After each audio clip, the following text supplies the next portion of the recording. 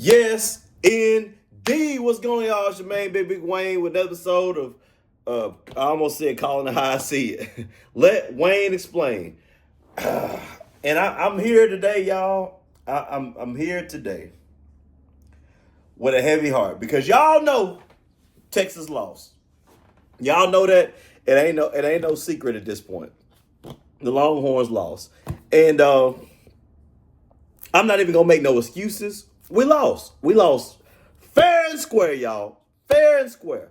But my whole thing was I hate how we lost because we got out coached. In the last half of that game, we pretty much got out coached. It was glaring in the last part of the game, but like in the beginning, you kind of see some things because the penalties have been hurting us all year. We know we have had a penalty problem all season. That's not new news. But with a bye week, and you know what's on the line, you know what's at stake, you know how important these games are. You know we got to have all these things, and for you to wet the bed like that with the penalties and the drops, it just speaks to a lack of discipline. It speaks to a lack of discipline. Like you would think, as good as Sark is, because Sark is a good coach, he is still up there with the coaches. You would think he would be better prepared for the situation. You thought we'd have been better equipped to handle it. But that ain't what happened. Oh, and I will say this, though. You can say what you want to about Arch. You can say what you want to about the receivers. Whatever you want to do. You cannot put this game on Archibald Manning. This game is not Archibald's fault. Look, the amount of drop passes that I saw Saturday evening need to be studied. I'm talking about putting it right there in the numbers, right there. Right there. Drop. Ryan, we ain't gonna drop. I know he dropped 3 of them. I mean, the drop passes that we had, we probably could either A, had the lead, or at worst, had the ball game tied up. The way we dropped some of them passes, I didn't expect to see that. And y'all know how Archer was struggling early on. Y'all know this. Y'all see how he was doing, and he was putting it on the numbers. And he had a decent game, 250 yards, 250 rushing yards, passing yards, had a touchdown. I mean, he had a decent day. And it would probably been more than that had they, completed some of them passes. Now, the pick was on him. The interception, I'm not here to defend that. He did do that. But all in all, he had a good game. And he came back from the pick. He had it. He had a touchdown like going into that third quarter and put us down, and we was down 4 after that. And next thing you know, he got the ball back. A fourth. They completed 2 fourth downs. Georgia did because we was playing like we didn't. Well, man, you'd have thought we was playing with 5 people out there on defense. And the penalties, we bailed them out twice on 4th and down. And then they scored there, and then they got the onside kick. And after they got the onside kick, that we was done in from that point on. After they got the onside kick, I said, we lost this game. We lost this game. But going back to Arch, he got the ball, and he had 4 points. And next thing you know, we down 18. That's not going to get it done. So you put Archibald in an impossible situation.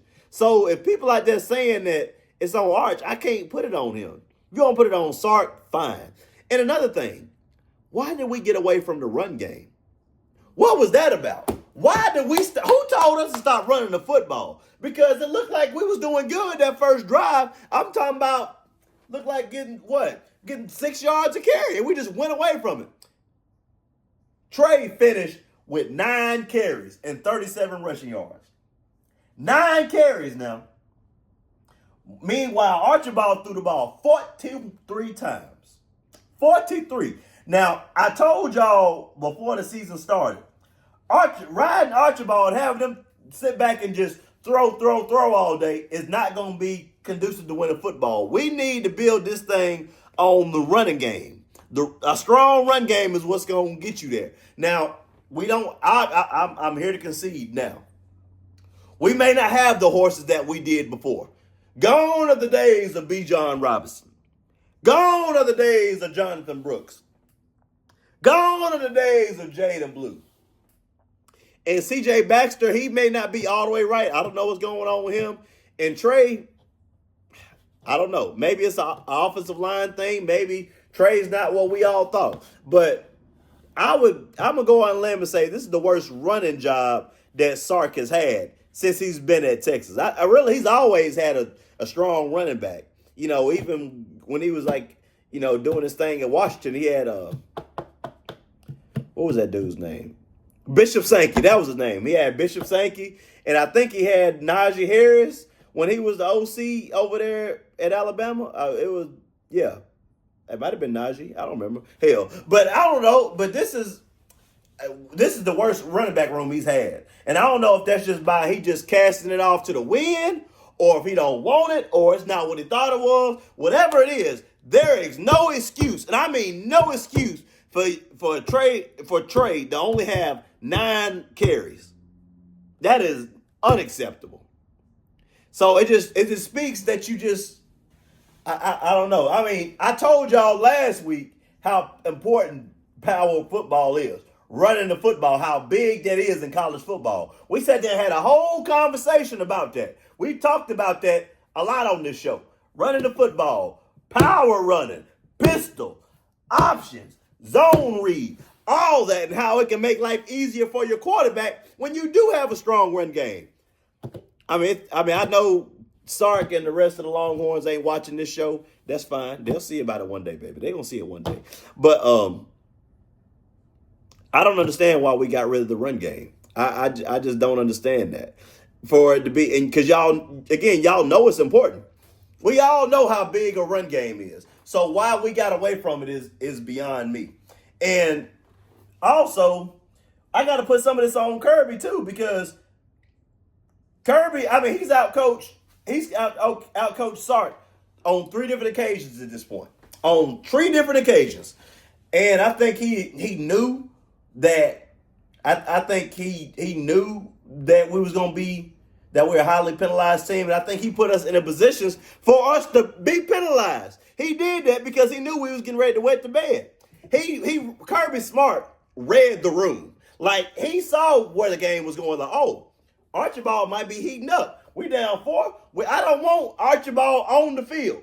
I do not want to see Archibald Manning trying to either take the lead or shrinking the lead or steal the momentum from this Georgia Bulldogs. I do not want to see that because Archibald was not having a bad game. Kirby knew that. Kirby saw that. And what did he do? He was aggressive. He didn't want to punt. So he sat there and got the 4th downs. And then he got the touchdown. But what did he do? I still don't want to see Archibald. I don't need to see number 16 for Texas. So what did he do? He decided to do an onside kick with a straight face. And he got it. He got it, y'all. And that speaks to urgency. That speaks to reading the room. It's, look, sometimes you got to go on a limb because that's where the fruit is. Scared money don't make money. All the cliches you want to put out there. No risk it, no biscuit. All that. Going for glory. Taking your seat at the table. All that good stuff. Kirby understood all that and went for it and got it. And it just... Again, so good stuff to Georgia. Good stuff to Georgia.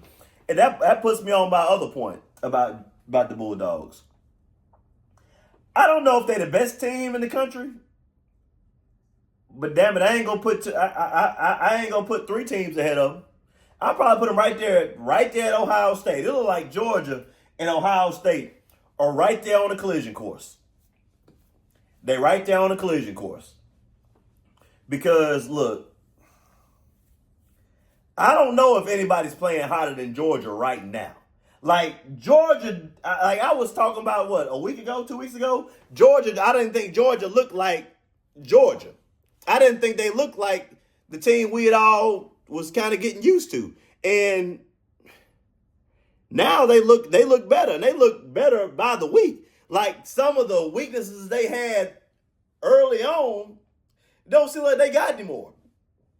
So I think he got these boys playing at the right time. Obviously not going to push them over. They may have their weaknesses, but good luck trying to get to them. And I think Sark knew, I think they could kind of be had on the back end, which maybe why we try to throw 43. I mean, you ain't got no business throwing. I'm sorry. I don't care who you got. No quarterback should be throwing the football 43 goddamn times.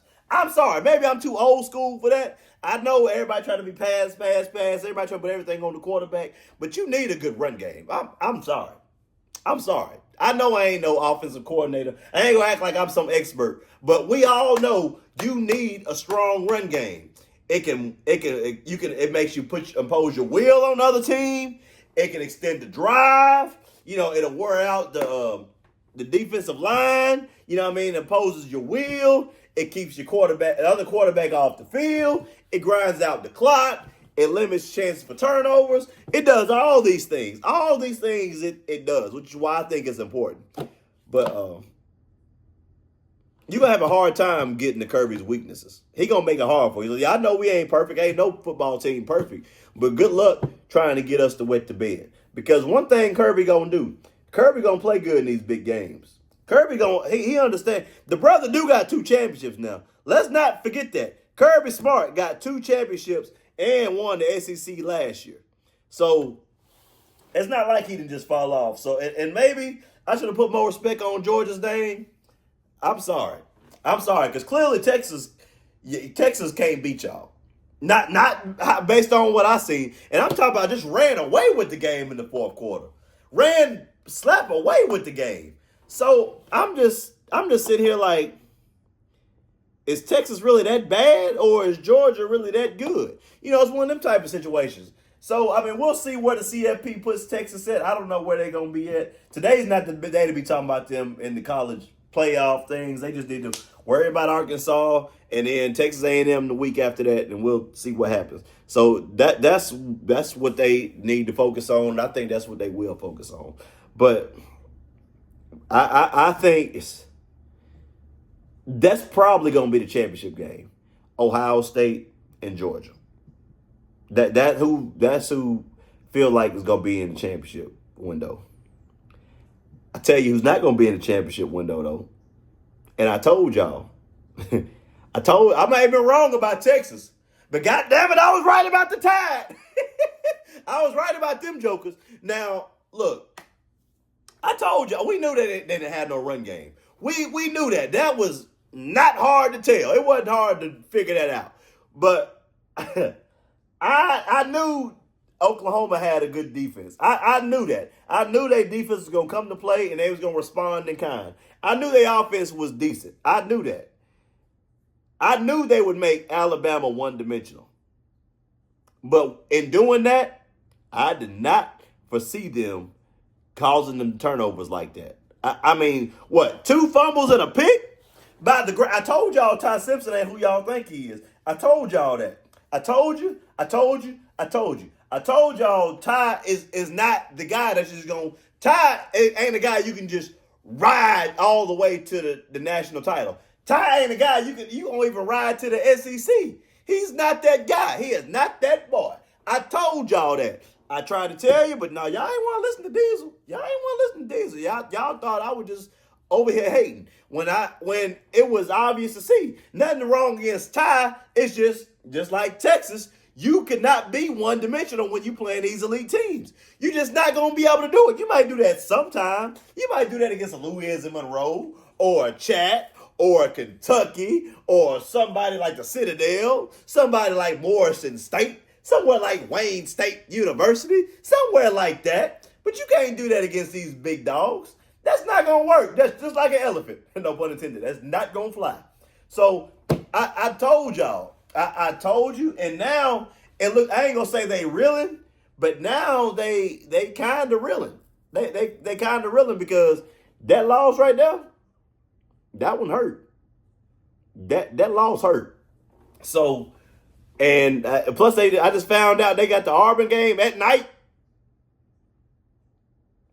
So, hey, y'all better be careful. Y'all better be careful. I told y'all they weren't championship. I told you that they just didn't have the championship stuff. I told y'all that. Now, hey, and we'll see what happens. They still in the playoffs. I think they still make the playoffs. Because deep down, I don't think they just going to miss the playoffs. If you was to ask me, hey, Wayne, Is the Tide gonna miss the playoffs? I would still say no. I would still say no. They're not gonna miss the playoffs, and I don't see Caleb and the boy having them boys miss the playoffs for 2 straight years. I just don't see that. But it do seem like we've seen a bit of a regression from them, or more of an expose, if you will, because everybody look. Around this time of year, everybody started getting exposed. Y'all seen Texas A&M about wet to bed. They came back and won. But you seen that South Carolina game. They had a dog fight that shouldn't have had no business being a dog fight. You saw that. So let's not act like everybody ain't trying to get these close wins out. That's why I know some games you just got to have some struggle wins. You just don't have that. Every game, you can't just blitz everybody 43-9 every week. That's not college football no more. Them days are over with because of the transfer portal and NIL. It's a lot more even killed. That's why you got teams like Kentucky and Texas Tech, trying to take a seat at the table. That's why you see that. So it is what it is. Now, I will say this, though, segue into a little pro football. Y'all see the Panthers? Y'all see them Carolina Panthers? Do y'all know that we 6-5? Do you know that we are tied? I mean, technically half a game back, but I'm going to say tied for first place in the NFC South.